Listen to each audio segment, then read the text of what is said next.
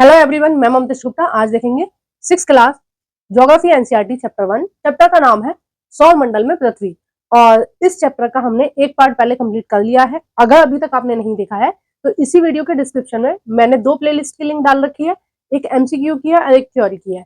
तो जो थ्योरी वाला प्लेलिस्ट है ना, आप उस पर क्लिक कर देख सकते हैं। 6th, 7th और 8th क्लास की थ्योरी की सारी वीडियोस आपके सामने खुलकर आएंगी, है ना।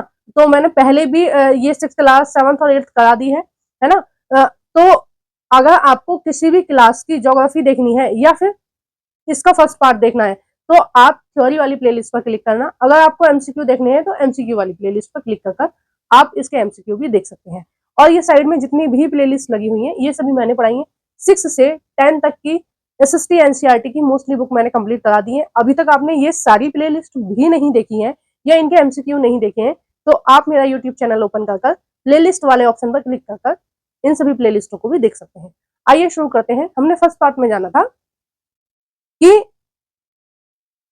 किस तरह से पृथ्वी सौरमंडल में है, ठीक है। कैसे दिन रात होते हैं हमने जाना था, कि कैसे पूर्णिमा का पता चलता है, कैसे अमावस का पता चलता है, ठीक है। ये सारी चीजें हमने जानी थी। नक्षत्र मंडल हमने जाना था, है ना। और भी हमने ग्रह जाने थे कि ग्रह क्या होते हैं, तारा क्या होता है। ये सारी चीजें हमने फर्स्ट पार्ट में जान ली थी, ठीक है। अब हम जानेंगे सौर मंडल के बारे में, ठीक है। नेक्स्ट जो हेडिंग है वो सौर मंडल है और इसी ये पार्ट 2 है ना, पार्ट 2 में ही मैं पूरा कंप्लीट करा दूंगी चैप्टर। आप इस चैप्टर का आपको पार्ट 3 देखने को नहीं मिलेगा, ठीक है। तो अगर आपने पार्ट 1 देख लिया है तो बहुत अच्छी बात है, अगर आपने नहीं देखा है तो प्लेलिस्ट में जाकर देख सकते हैं, ठीक है। और पार्ट 2 ये है जो अब मैं आपको समझा रही हूँ। तो इसमें हम जानेंगे कि सौर मंडल क्या है, ठीक है। तो आपने सुना होगा कि जो सौर मंडल है उसमें एक सूर्य है और उसके 8 ग्रह हैं, ठीक है।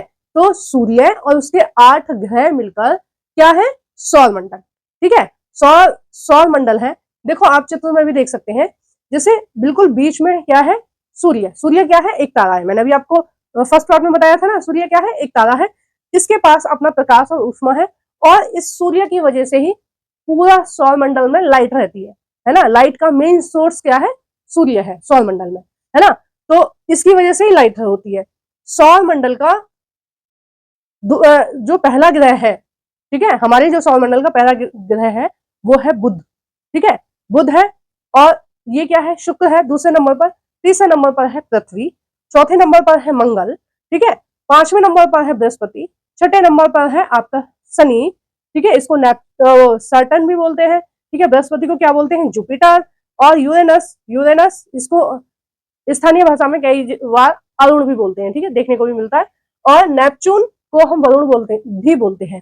अब देखो ये जो सूर्य है इसके चारों तरफ ये सारे ग्रह चक्कर लगा रहे हैं, ठीक है। मैंने आपको बताया ना दिन रात कैसे होते हैं। अब जो जो सूर्य के चक्कर लगा रहे हैं, है ना, सब ऐसा। हमारी पृथ्वी कितने दिन में चक्कर लगाती है, 365 दिन में, ठीक है। बुध और कम दिन में लगाता है, शुक्र और कम दिन में लगाता है, फिर पृथ्वी, फिर मंगल ज्यादा दिनों में लगा रहा है, फिर बृहस्पति और ज्यादा दिनों में लगा रहा है, शनि और ज्यादा दिनों में लगा रहा है। तो मेरे कहने का मतलब ये है कि सूर्य से जो ग्रह जितनी ज्यादा दूर रहेगा उसको चक्कर लगाने में उतना ही टाइम लगेगा, ठीक है। ऐसा तो है नहीं कि ये सारे के सारे इकट्ठे हो गए एक के पीछे एक चल रहे, नहीं। ये सारे ग्रह आपस में एक डिस्टेंस मेंटेन करे हुए हैं, ठीक है। एक दूरी मेंटेन करके रखी है इन्होंने। तो ये ऐसा नहीं आपस में कभी भिड़ जाएंगे, नहीं। ये सब अपनी अपनी कक्षा में घूमते हैं।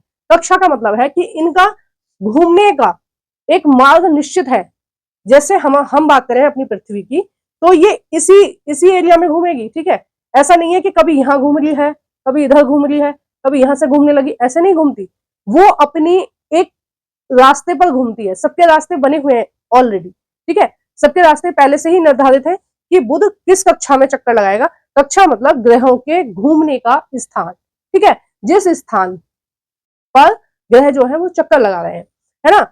तो बुध की कक्षा कौन सी हो गई, ये वाली हो गई, ठीक है। पृथ्वी की कौन सी हो गई, ये वाली हो गई पृथ्वी की।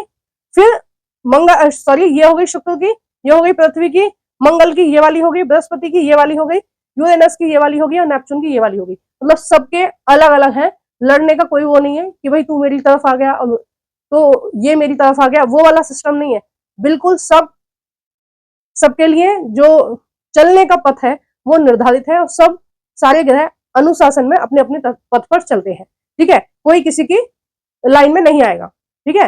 ये कैसे निर्धारित है? ये एक जो बल होता है ना, कुछ बल सूर्य लगाता है, ठीक है, सूर्य ने इन सबको अपनी तरफ खींच के अपनी तरफ खींचने की कोशिश की है और फोर्स के द्वारा इन सबको स्थिर कर रखा है, ठीक है। बाकी इन सभी ग्रहों के भी अलग अलग बल होते हैं, ठीक है, अलग अलग बल होते हैं। उसके कारण क्या होता है, अलग अलग गुरुत्वाकर्षण बल के कारण ये एक दूसरे से दूरी बनाकर रहते हैं, यानी कि अपनी अपनी कक्षा इनकी निर्धारित है, उनमें घूमते हैं, ठीक है। आपको समझ में आ गया?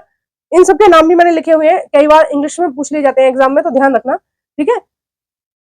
बुध है, उसको बोलते हैं मरकरी, और ये सबसे गर्म ग्रह है क्योंकि सूर्य के सबसे पास है। तो आप सोचो, पृथ्वी पर इतनी ज्यादा धूप हो जाती है दिन में, ठीक है, इतनी ज्यादा गर्मी हो जाती है, गर्मियों के मौसम में तो 45 डिग्री तक चला जाता है।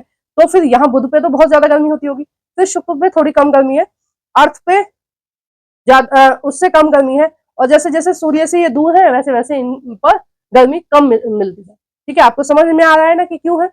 देखिए, एक पृथ्वी ऐसा ग्रह है इस पूरे सौरमंडल में जिस पर जीवन है।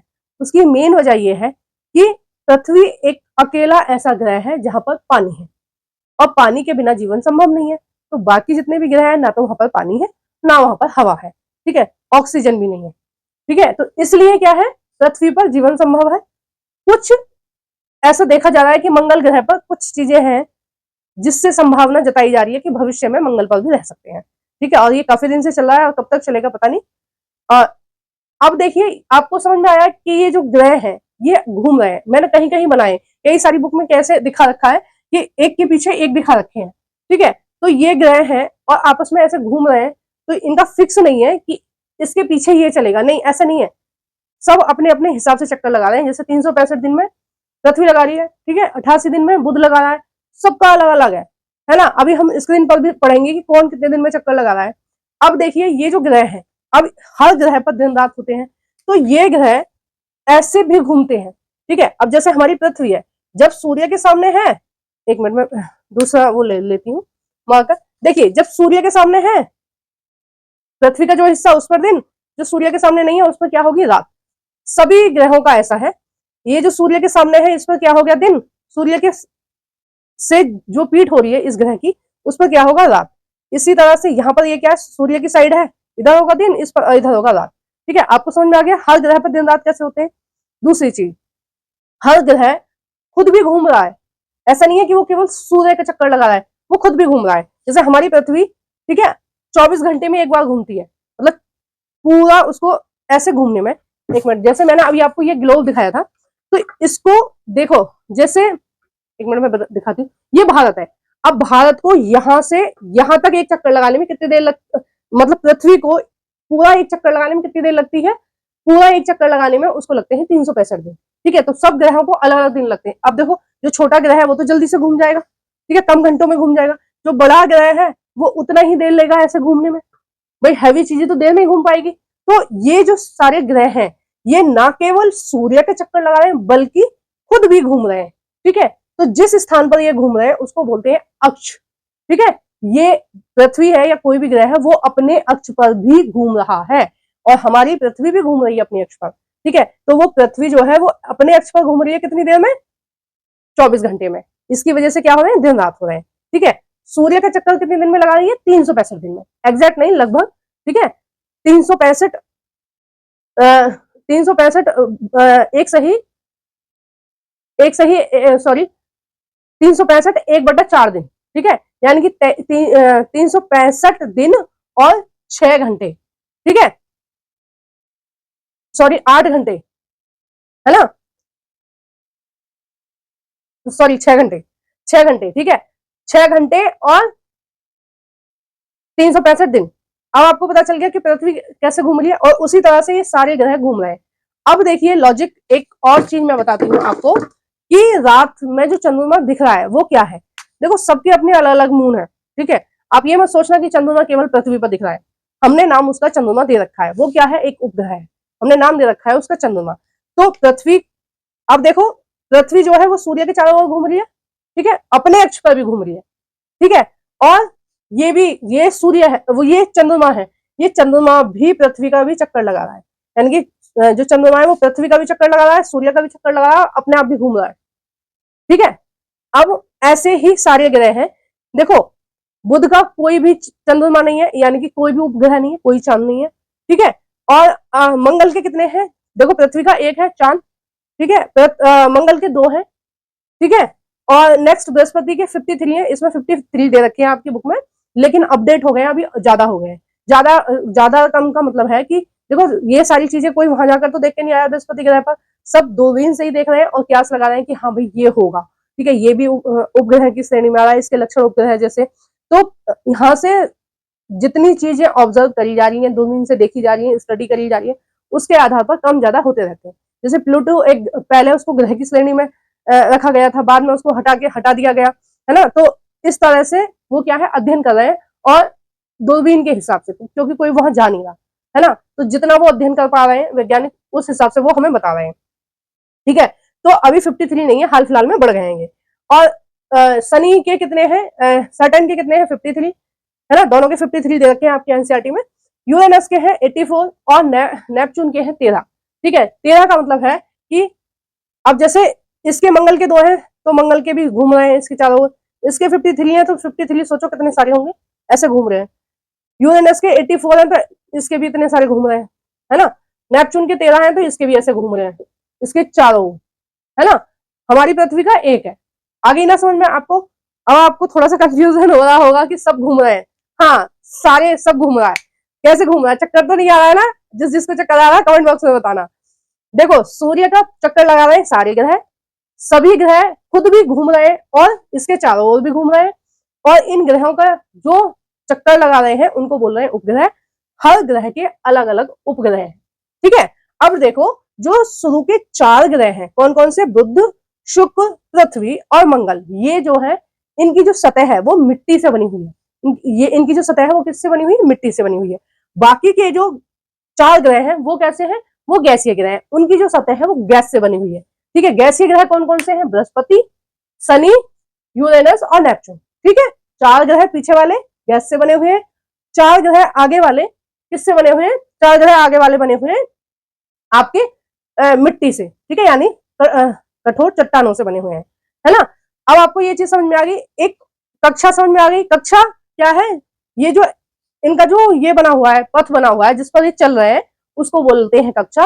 और ये जो अपने ही स्थान पर घूम रहे हैं, ठीक है, एक अपने स्थान पर भी तो घूम रहे हैं जिसकी वजह से दिन रात हो रहा है ना। तो वो क्या है, वो है आपका, ये जो अपने स्थान पर घूम रहे हैं वो कहां पर घूम रहे हैं, अक्ष पर, ठीक है। अक्ष क्या है, अक्ष अपने स्थान पर घूम रहे हैं तो अक्ष, और सूर्य के चक्कर लगा रहे हैं तो वो क्या है, कक्षा। कक्षा बड़ा वाला, और छोटा स्थान को बोलेंगे अक्ष, मतलब अब यहीं पर घूम रहे हैं, ठीक है, अपने आप में भी तो घूम रहे हैं, एक ही जगह घूम रहे हैं। अब देखो ये चीज समझ आ गई। अब मैं आपको बताती हूँ उल्का पिंड। अब देखो जब ये सारे लोग घूम रहे हैं तो ये जो पूरी दुनिया है, ये जो सब कुछ है, ये अनंत है, मतलब पता नहीं कब से बनना स्टार्ट हुआ है और अभी भी बन ही रहा है।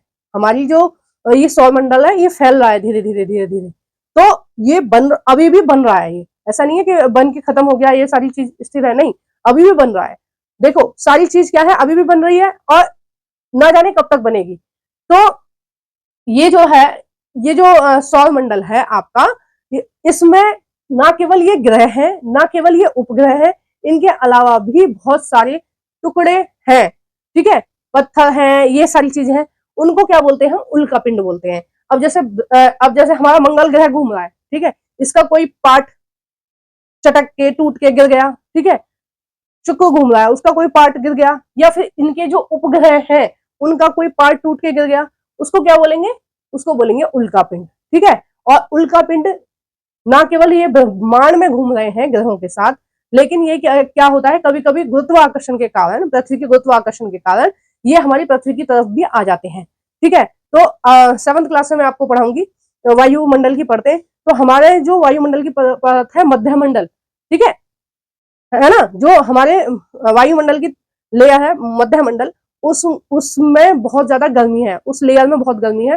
तो उस गर्मी की वजह से ये जो उल्का पिंड है ये जलकर नष्ट हो जाते हैं। और कई बार क्या होता है कि ये ज्यादा बड़े होते हैं तो टूट कर मतलब उसमें जलकर नष्ट नहीं होते हैं, तो ये हमारी पृथ्वी पर भी गिर जाते हैं, ठीक है। समय समय पर कई कई जगह गिरने की खबर भी आई है, ऐसा नहीं है कि नहीं गिरते हैं, गिर भी जाते हैं, और घरों का भी नुकसान होता है, या जहां भी गिर रहे हैं उस पर क्षति होती है अगर कोई इंसान रह रहा है वहां पर। ठीक है ना। ऊपर से कोई पत्थर गिरेगा एकदम से तो इंसान का कुछ ना कुछ तो नुकसान होना ही है, ठीक है।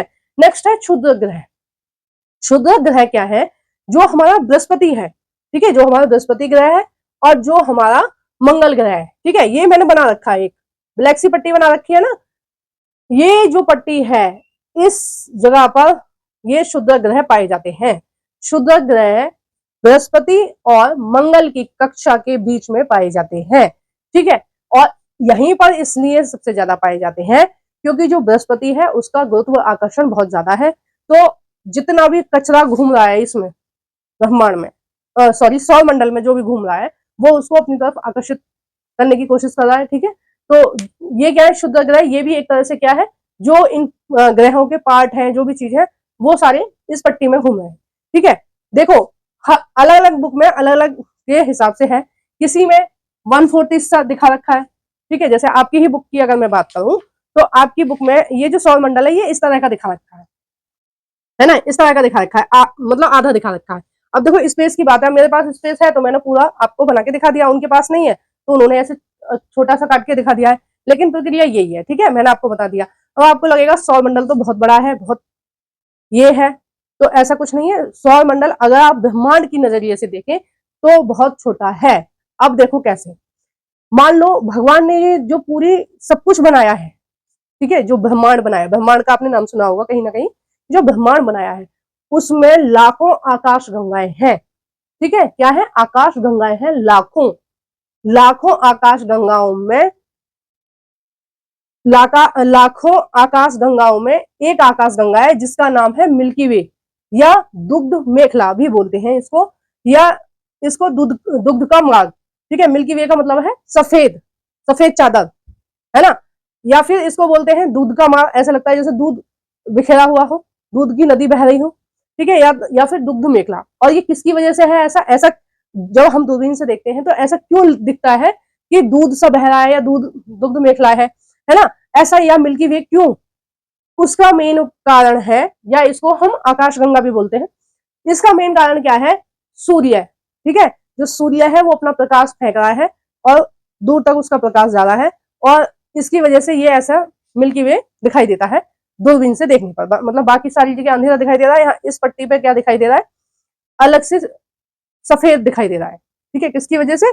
सूर्य की वजह से। अब देखो ये जो लाखों आकाश गंगाएं किसमें है? ब्रह्मांड के अंदर, ठीक है। ब्रह्मांड अपने आप में कितना विशाल होगा जिसमें लाखों आकाश गंगाएं, और उसमें से एक आकाश गंगा का नाम क्या है? मिल्की वे। और उस मिल्की वे का एक पार्ट है सौर मंडल, यानी कि ये जो हम दुग्ध मेखला की बात कर रहे हैं, यानी कि हम जो ये मिल्की वे की बात कर रहे हैं, इसमें एक सौर मंडल नहीं है, सौर मंडल जैसी कई सारी पट्टियां हैं, ठीक है। यानी कि हमने खोज बस अपने सौर मंडल की करी है, एक सौर मंडल की करी है, और बहुत सारे सौर मंडल हैं, ठीक है। किसमें? मिल्की वे में। आ गई ना समझ में आपको? दुनिया कितनी बढ़िया है, ठीक है। हमारी पृथ्वी एक बिंदी के बराबर है इस पूरे ब्रह्मांड में, और हम क्या है? हम नहीं है कुछ भी भगवान के हिसाब से, हम एक तिल के बराबर भी नहीं है, तिल भी ज्यादा है ब्रह्मांड के हिसाब से हमारे लिए। तो सभी के प्रति अच्छी भावनाएं रखें, अच्छे से बात करो सबसे। भगवान ने सबको सोच समझ के बुलाया बनाया है, जात पात भेदभाव ये सब मत करो, किसी को बहुत ऊंचा मत समझो कि भाई बहुत पैसे वाले हैं, बहुत सुंदर है, बहुत एजुकेटेड है, किसी को ये मत सोचो कि बेकार है, भिखारी है, ठीक है। किसी की इंसल्ट मत करो, सबके साथ अच्छे से रहो। अब जब भगवान ने इतना सब कुछ ध्यान से बनाया है, सबको मैनेज कर रखा है, सबका सब कुछ एक बना रखा है कि तुम यहाँ घूमोगे, तुम ये करोगे, तुम वो करोगे, और ऐसा तो नहीं है कि हाँ कहीं भी प्राणी नहीं होंगे, हो सकता है कि हमारे जैसी बहुत सारे ग्रह हों और जिन पर प्राणी रह रहे हो, पॉसिबल है, क्योंकि हमने देखा ही नहीं है अभी ना, इतनी सारी इतनी अच्छी हमारे पास दूरबीन नहीं है ना कि ब्रह्मांड में जो लाखों आकाश गंगाएं उनको हम सर्च कर सकें, उनको हम देख सकें। तो बहुत सारी चीजें हैं जानने के लिए, जान रहे हैं धीरे धीरे। अब हम देखेंगे इस पूरे चैप्टर को किस पर? स्क्रीन पर, ठीक है। आइए चलो स्क्रीन पर देखते हैं पूरे चैप्टर को कि एनसीईआरटी क्या कह रही है इन सब सौर मंडल के बारे में, ठीक है। देखिए ये बिल्कुल वही चित्र है जो मैंने अभी आपको बोर्ड पर समझाया था। मैंने पूरा चक्कर दिखाया है आपको, ये जिस तरह से लगा रहे हैं, और बोर्ड पर पूरा दिखाया है, और यहाँ पर आधा दे रखा है क्योंकि यहाँ पर स्पेस इतना ही है, ठीक है। एक पेज पर इनको सब कुछ दिखाना था इसलिए इन्होंने इस तरह से दिखाया है। देख पा रहे हैं आप, बुध है पहले नंबर पर, दूसरे नंबर पर शुक्र है, तीसरे नंबर पर पृथ्वी, चौथे पर मंगल, और ये शुद्ध ग्रह की पट्टी है। ठीक है, यानी कि जो टूटे फूटे टुकड़े हैं ये उनकी पट्टी है। ठीक है, और ऐसा नहीं है कि ये पट्टी बस इतनी है, मैंने आपको दिखाया ना बोर्ड पर, ये पूरी है ना।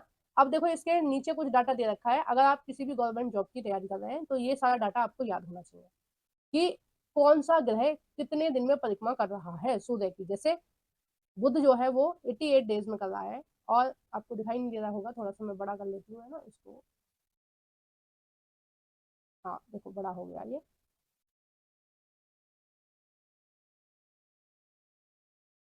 देखिए जैसे बुध की अगर हम बात करें तो बुध जो ग्रह है वो 88 डेज में पूरा कर रहा है। ठीक है, और शुक्र जो है वो 255 डेज में, और ये अपने अक्ष पर भी घूम रहे हैं। ठीक है, अपने अक्ष पर कितने दिन में, 58 दिन में। ठीक है, और ये जो शुक्र है ये इसका दे रखा है कि ये सूर्य की चारों ओर चक्कर लगाने में इसको 355 दिन लगते हैं, और अपने ही अक्ष पर घूमने में कितने दिन लगते हैं, 253 दिन लगते हैं, सॉरी 43 दिन लगते हैं। ठीक है, 243 डेज लगते हैं। ठीक है, और अगर हम पृथ्वी की बात करें तो पृथ्वी को अपने ही अक्ष पर घूमने में एक दिन लगता है। ठीक है, और सूर्य का एक चक्कर लगाने में 365 दिन लगते हैं, और इनको देखो अपने भी अक्ष पर घूमने में 59 डेज लग रहे हैं। ठीक है, इसको तो बहुत ही, शुक्र तो बिल्कुल बहुत ही धीरे चल रहा है, इसको अपने अक्ष पर घूमने में इतना दिन लग रहा है, मतलब दिन रात, सोचो कितने दिन का दिन और कितने दिन का रात होता होगा, है ना। क्योंकि सूर्य के सामने जो एरिया रहेगा उसमें तो दिन रहेगा, बाकी एरिया में क्या रहेगी, रात रहेगी। तो हमारी पृथ्वी पर 12 घंटे का दिन, 12 घंटे की रात मान लो, तो यहाँ पर देखो कितनी ज्यादा गैप है इसका। ठीक है, सूर्य का चारों ओर चक्कर लगाने में मंगल ग्रह को 687 डेज लगते हैं, और अपने ही अक्ष पर ये एक दिन में घूमता है, जैसे पृथ्वी घूम रही है एक दिन में, उसी तरह से ये भी एक दिन में ही घूमता है। ठीक है, यानी कि 24 घंटे में घूम लेता है। आगे ये और सारे ग्रहों का डाटा दे रखा है। ठीक है, ये दे रखा है कि जो बृहस्पति है वो सूर्य का एक चक्कर लगाने में 11 साल लेता है। ठीक है, 11 साल 11 महीने, और लगभग मान लो 12 साल इसको लग जाते हैं, एक महीना कम 12 साल। ठीक है, 11 साल 11 महीने लगते हैं। हमारा महाकुंभ जो आजकल आयोजित किया जा रहा है वहां पर,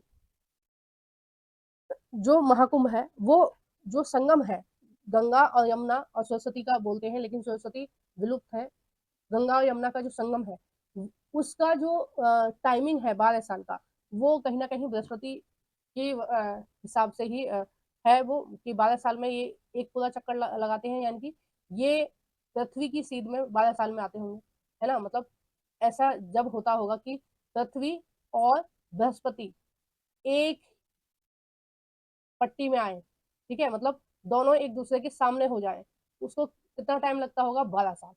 ठीक है, 12 साल में ऐसा होता होगा। तो इसीलिए महाकुंभ कब आयोजन कब किया जाता है, 12 साल में। ठीक है, अब देखो इसको अपने ही अक्ष पर 9 घंटे में घूम लेता है, ये तो बहुत ज्यादा ही कम देर में घूम रहा है, अपने अक्ष पर घूमने में इसको 9 घंटे 56 मिनट लगते हैं, लगभग 10 घंटे में घूम लेता है। जबकि पृथ्वी कितने घंटे में घूम रही है, 24 घंटे में। ठीक है, पृथ्वी कितने घंटे में घूम रही है, 24 घंटे में, लेकिन बृहस्पति अपने ही अक्ष पर कितने देर में घूम ले रहा है, वो केवल और केवल 9 घंटे 56 मिनट, यानी कि लगभग 10 घंटे में घूम ले रहा है। ठीक है, चांद की संख्या, चंद्रमा यानी उपग्रह की संख्या 53 है। ये इस तरह का डाटा दे रखा है। गवर्नमेंट जॉब की तैयारी कर रहे हैं तो जरूर इसको याद करें। ठीक है, ये क्योंकि ये मोस्ट इंपोर्टेंट है। नेक्स्ट हम सौर मंडल का देखेंगे कि सौर मंडल का क्या है, कैसे है। देखो जो चीजें मैंने पढ़ा रखी है आपको वही है, इसमें कुछ एक्स्ट्रा नहीं है, लेकिन फिर भी मैं जल्दी जल्दी आपको रिवीजन करा देती हूँ। सौर मंडल सूर्य, 8 ग्रह, उपग्रह और कुछ अन्य खगोलीय पिंड जैसे क्षुद्र ग्रह और उल्का पिंड मिलकर सौर मंडल का निर्माण करते हैं। उसे हम सौर परिवार का नाम भी देते हैं, जिसका मुखिया कौन है, सूर्य। ठीक है, क्योंकि केंद्र में है सूर्य, पहली बात। दूसरी बात, इसके प्रकाश की वजह से ही पूरे के पूरे सौर मंडल में रोशनी है। दूसरा है सूर्य। सूर्य के बारे में दे रखा है विस्तार से। सूर्य सौर मंडल के केंद्र में स्थित है। यह बहुत बड़ा है और एवं अत्यंत गर्म गैसों से बना है। इसका खिंचाव बल इसे सौर मंडल को बांधे रखता है। ठीक है, सौर मंडल को बांधे रखता है मतलब सारे की सारी ग्रह अपने ही अपने अक्ष पर, जो अपने अक्ष पर घूम रहे हैं और अपनी ही कक्षा में घूम रहे हैं। ठीक है, मतलब उनका जो पथ बना हुआ है घूमने का, कि पृथ्वी इस पथ पर घूमेगी, ठीक है, मंगल इस पर ही घूमेगा, ये जो निश्चित है, पहले निर्धारित है कि कौन कहाँ घूमेगा, किसकी वजह से, ये सूर्य की वजह से। ठीक है, सूर्य सौरमंडल के लिए प्रकाश और ऊष्मा का एकमात्र स्रोत है, लेकिन हम इसकी अत्यधिक तेज ऊष्मा को महसूस नहीं कर सकते हैं, क्योंकि सबसे नजदीकी तारा होने के बावजूद यह हमें बहुत दूर दिखाई देता है। वैसे तो बहुत सारे तारे हैं आसमान में, ठीक है, और सबसे नजदीक तारा कौन सा है? सूर्य, इसलिए हमें ये बड़ा ही दिखाई देता है, और बाकी के तारे कैसे दिखाई देते हैं? हमें छोटे दिखाई देते हैं। सूर्य पृथ्वी से लगभग 15 करोड़ किलोमीटर है, ठीक है, इतनी ज्यादा दूर है, इसलिए वो हमें छोटा दिखता है, लेकिन वो छोटा नहीं है, वो काफी बड़ा है। ठीक है, नेक्स्ट है इसमें ग्रह। ग्रह क्या होते हैं? हमारे सौर मंडल में 8 ग्रह हैं सूर्य से दूरी के अनुसार। ठीक है, सबसे नजदीक कौन सा है? बुध है, उसके बाद शुक्र है, पृथ्वी है, मंगल है, बृहस्पति है, शनि है, यूरेनस और नेपच्यून। ठीक है, ये याद करने का एक ट्रिक इन्होंने दे रखा है, और मैं आपको ट्रिक सजेस्ट नहीं करूंगी, ऐसे की ऐसे याद कर लीजिए, 8 ही नाम तो है। नेक्स्ट है सौर मंडल के सभी ग्रह, सभी 8 ग्रह एक निश्चित पथ पर सूर्य का चक्कर लगाते हैं। ये रास्ते दीर्घवृत्त आकार में फैले हुए हैं, और ये कक्षा कहलाते हैं। ठीक है, मैंने आपको बता दिया बोर्ड पर, कक्षा किसको बोलते हैं? जहां पर वो घूम रहे हैं। अपनी कक्षा में सूर्य के चारों ओर एक चक्कर लगाने में केवल 88 दिन लगते हैं। किसको? बुध को। शुक्र को पृथ्वी का जुड़वा ग्रह कहा जाता है, ठीक है, या इसको सांझ का तारा भी बोला जाता है शुक्र को, है ना। और सबसे सुंदर अगर देखें तो दूरबीन से जब देखते हैं तो सबसे सुंदर जो ग्रह है वो वो शुक्र ही दिखाई देता है। पृथ्वी की जुड़वा बहन भी बोला जाता है, क्योंकि इसका आकार और आकृति लगभग पृथ्वी के समान है, ठीक है, पृथ्वी जैसा है इसलिए। अभी तक प्लूटो भी एक ग्रह माना जाता था, परंतु अंतरराष्ट्रीय खगोलीय संगठन ने अपनी बैठक अगस्त 2006 में यह निर्णय लिया कि कुछ समय पहले खोजे गए अन्य खगोलीय पिंड 2003 यूबी, मतलब ये उसके नाम है, सीरस तथा प्लेटो बोना ग्रह कहे जा सकते हैं। ठीक है, मतलब इनमें वो विशेषताएं नहीं है जो ग्रहों में, बाकी ग्रहों में है, इसलिए इनको ग्रह नहीं माना जाएगा। ठीक है, नेक्स्ट है इसमें पृथ्वी के बारे में दे रखा है कि पृथ्वी कैसी है। सूर्य से दूरी के हिसाब से पृथ्वी तीसरा ग्रह है। ठीक है, मैंने आपको बताया पहला कौन सा है? बुध, दूसरा शुक्र, तीसरा पृथ्वी। आकार में पांचवा सबसे बड़ा ग्रह है। आकार में सबसे जो बड़ा है वो 5वें नंबर पर है। ठीक है, यह बुध के पास, सॉरी, यह ध्रुवों के पास थोड़ी चपटी है, इसी कारण इसके आकार को भू आब कहा जाता है, यानी कि पृथ्वी जो है वो गोल नहीं है। ठीक है, जैसा सुनने में आता है कि पृथ्वी कैसी है, पृथ्वी है, देखो सुनने में ऐसा आता है ना, पृथ्वी गोल है ना, ये दुनिया कैसी है? गोल है, पर गोल नहीं है पृथ्वी। पृथ्वी कैसी है? थोड़ी सी चपटी है। ठीक है, आपने संतरा देखा है? संतरा गोल नहीं होता है, थोड़ा सा ऊपर से नीचे से चपटा होता है। ठीक है, इस आकार की है हमारी पृथ्वी, थोड़ी सी यहाँ से दबी हुई है, चपटी है, और थोड़ी सी यहाँ से। आपने प्याज देखी है? प्याज जैसी दिखती है पृथ्वी हमारी, ऐसी दिखती है जैसा हमारी प्याज होती है ना, ऊपर से नीचे से थोड़ी सी दबी हुई। ठीक है, ऐसी होती है। अगर मैं नेक्स्ट वीडियो में आपको दिखा दूंगी, प्याज या संतरा जो भी मेरे घर में होगा उसके जैसे दिखती है। ठीक है, मतलब पूरी तरह से गोल नहीं है, ऊपर से और नीचे से थोड़ी सी चपटी है। ऊपर से नीचे से चपटी होने के कारण इस आकार को क्या बोलते हैं? भूआब। ठीक है, भूआब का अर्थ है पृथ्वी के समान आकार। पृथ्वी के लिए अनुकूल परिस्थितियां संभव केवल पृथ्वी पर ही पाई जाती हैं। पृथ्वी पर ना तो बहुत अधिक गर्मी है और ना ही बहुत अधिक ठंड है। यहाँ पानी और वायु उपस्थित है जो हमारे जीवन के लिए आवश्यक है। वायु में जीवन के लिए आवश्यक गैसें जैसे ऑक्सीजन मौजूद है। इन्हीं कारणों से पृथ्वी सौरमंडल का अद्भुत ग्रह है। ठीक है, यानी कि बहुत सुंदर ग्रह है। कौन? पृथ्वी। नेक्स्ट इसमें दे रखा है, अंतरिक्ष से देखने पर हमारी जो पृथ्वी है वो कैसे रंग की दिखाई देती है? नीले रंग की। क्या कारण है नीले रंग होने का? क्योंकि इसके 2/3 सतह पानी से ढकी हुई है, इसलिए इसको कौन सा ग्रह बोलते हैं? नीला ग्रह बोलते हैं। ठीक है, एक फैक्ट इसमें दे रखा है, नील आर्मस्ट्रिंग पहले व्यक्ति थे जिन्होंने 20 जुलाई 1969 को सबसे पहले चंद्रमा की सतह पर कदम रखा। मालूम करो कि क्या कोई भारतीय चंद्रमा पर गया है? ठीक है, ये आप मुझे कमेंट बॉक्स में बताएंगे कि भारत का कौन सा व्यक्ति चंद्रमा पर गया है। ठीक है, उस व्यक्ति का नाम क्या है? और अगर आपको नहीं पता है तो भी आप कमेंट कर देना, मैं आपको बता दूंगी कि भारत का कौन सा व्यक्ति चंद्रमा पर गया है। ठीक है, चंद्रमा। चंद्रमा के विषय में कुछ चीजें दे रखी हैं, ये आप देख लीजिए। हमारी पृथ्वी के पास केवल एक उपग्रह है जिसका नाम है चंद्रमा, जिसका व्यास पृथ्वी के व्यास का केवल 1/4 है। ठीक है, यानी कि अगर पृथ्वी इतनी बड़ी है तो इसका 1/4 समझ लो इतना, है ना। तो हमारी पृथ्वी के व्यास से कैसा है? 1/4 है। यह इतना बड़ा इसलिए प्रतीत होता है क्योंकि यह हमारे ग्रह से अन्य खगोलीय पिंडों की अपेक्षा नजदीक है। ठीक है, बाकी सबसे नजदीक है इसलिए हमें ये बड़ा दिखता है। यह हमसे लगभग 3,84,400 किलोमीटर दूर है। ठीक है, ये दूरी याद रखना। सूर्य कितना दूर था ये भी याद रखना है, और चंद्रमा कितना दूर है ये भी याद रखना है। ठीक है, ये दोनों फैक्ट आपको याद रखने हैं। अब आप पृथ्वी से सूर्य और चंद्रमा की दूरी की तुलना कर सकते हैं। जो चीज मैंने बोली आपको यही वही ये बोलना है। सूर्य कितनी दूर था? सूर्य था 15 करोड़ किलोमीटर। कितना? 15 करोड़ किलोमीटर। जबकि ये तो कुछ लाखों में ही है, 3,84,000। ठीक है, वो कितने में? 15 करोड़। तो मतलब ये तो बहुत ही ज्यादा पास में है चांद। ठीक है, नेक्स्ट इसमें एक कॉलम में दे रखा है, देखो कॉलम जरूर पढ़ा करो, कॉलम बहुत इंपॉर्टेंट होते हैं और क्वेश्चन भी पूछे जाते हैं। उपग्रह एक खगोलीय पिंड है जो ग्रहों के चारों ओर उसी प्रकार चक्कर लगाता है जिस प्रकार ग्रह सूर्य के चारों ओर चक्कर लगाते हैं। मैंने आपको बताया कि ग्रह किसका चक्कर लगा रहे हैं? सूर्य का। उपग्रह सूर्य का भी चक्कर लगा रहे हैं और ग्रहों का भी चक्कर लगा रहे हैं। ठीक है, नेक्स्ट है मानव निर्मित उपग्रह। एक कृत्रिम पिंड है। ठीक है, ये मतलब एक कृत्रिम चीज है जो अंतरिक्ष में हमने भेज रखी है। यह वैज्ञानिकों द्वारा बनाया गया है जिसका उपयोग ब्रह्मांड के बारे में जानकारी प्राप्त करने एवं पृथ्वी पर संचार माध्यमों के लिए किया जाता है। जैसे जो सैटेलाइट तस्वीरें लेने वाले होते हैं, ठीक है, तो इस तरह के जो उपग्रह ऊपर सेट किए जाते हैं ताकि हमारा ये जो फोन वगैरह चल सके, है ना, जो भी हम देख रहे हैं टीवी में, ये सब कैसे आ रहा है? उसकी वजह से आ रहा है। ये जो नेट चल रहा है ये उन उपग्रहों की वजह से ही चल रहा है। तो ये सारी चीजें जब मानव निर्मित फिट करके आते हैं अंतरिक्ष में, तो ये क्या है? ये मानव निर्मित उपग्रह है। और जो प्रकृति ने बनाए जैसे चंद्रमा है, जैसे मैंने सबको बताया कि सबके अलग अलग उपग्रह हैं, उनको बोलते हैं उपग्रह। ठीक है, इनको मानव निर्मित क्योंकि ये मानव ने बनाए हैं। ठीक है, नेक्स्ट है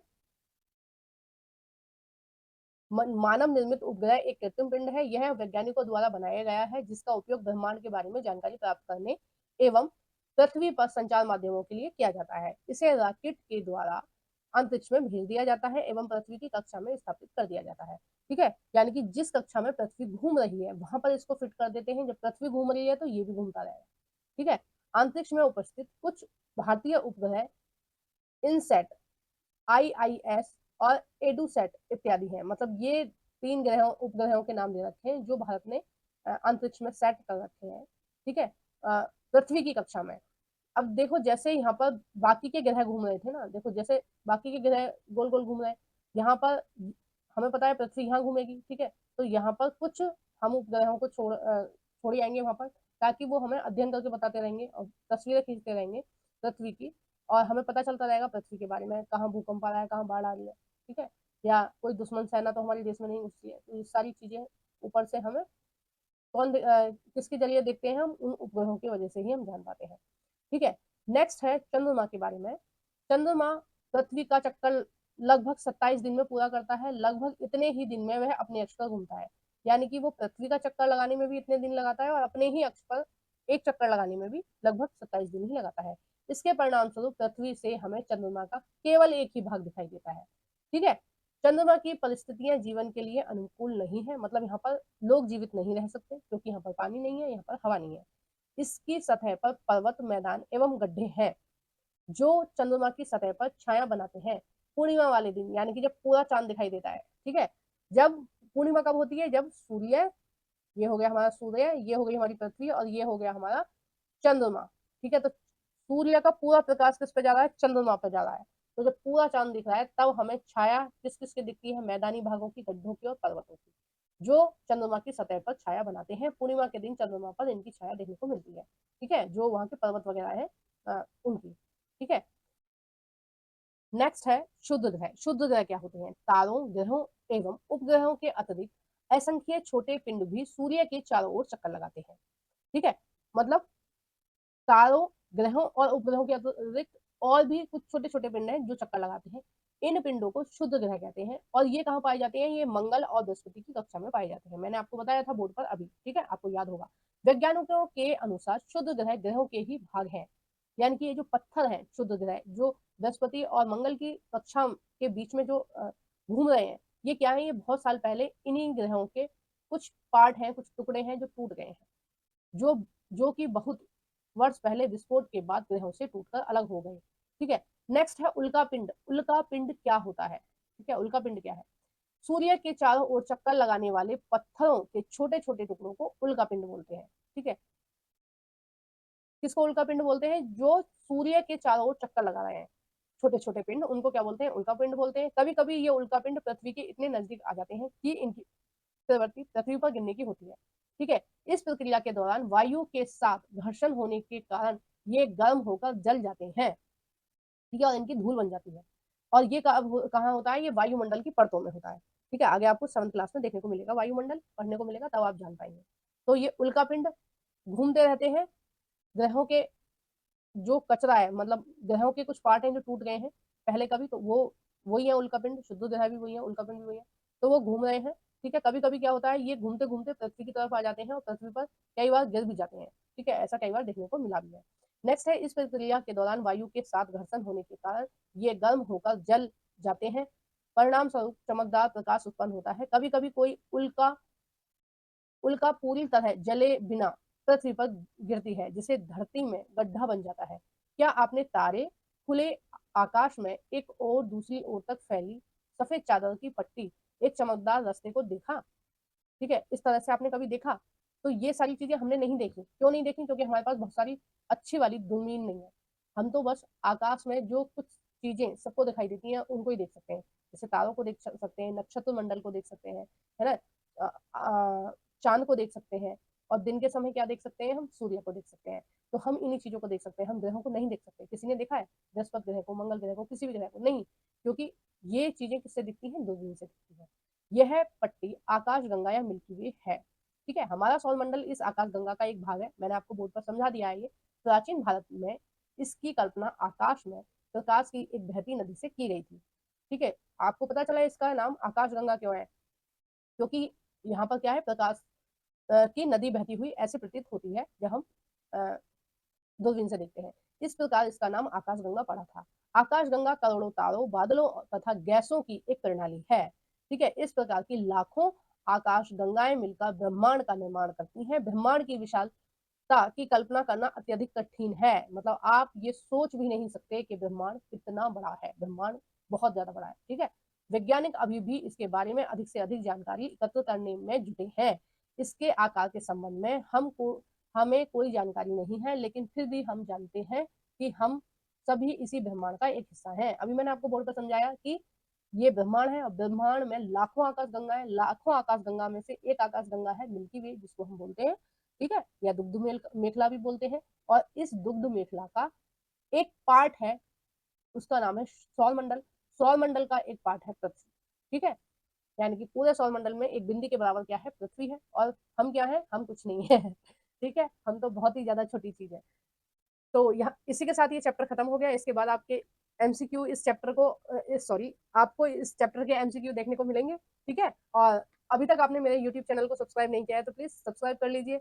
लाइक कर देना, लाइक करना बिल्कुल मत भूलना। कमेंट कर बॉक्स में बताना कि आपको मेरी वीडियो कैसी लगी है। ठीक है, कुछ भी गलत लगा है तो भी आप कमेंट कर सकते हैं। आपको कुछ समझ में नहीं आ रहा है तो भी आप कमेंट कर सकते हैं। और आपको कुछ अच्छा लगा है तो भी आप कमेंट बॉक्स में बता सकते हैं कि आपको मेरा पढ़ाया हुआ कैसा लगता है। ठीक है, कुछ भी कमी है तो प्लीज कमेंट बॉक्स में बताइए, मैं उसको सुधार करने की कोशिश करूंगी और आपको अच्छे से अच्छा कंटेंट देने की कोशिश करूंगी। ठीक है, और लाइक करना बिल्कुल नहीं भूलना, लाइक करके जाना, सब्सक्राइब करके जाना, शेयर करना तो बिल्कुल भी नहीं भूलना है। अपने सभी फ्रेंडों के साथ शेयर कर देना, या फिर अपने बहन भाइयों के साथ जो भी 6 से 10 तक की एनसीईआरटी पढ़ना चाहते हैं। Thank you for watching everyone.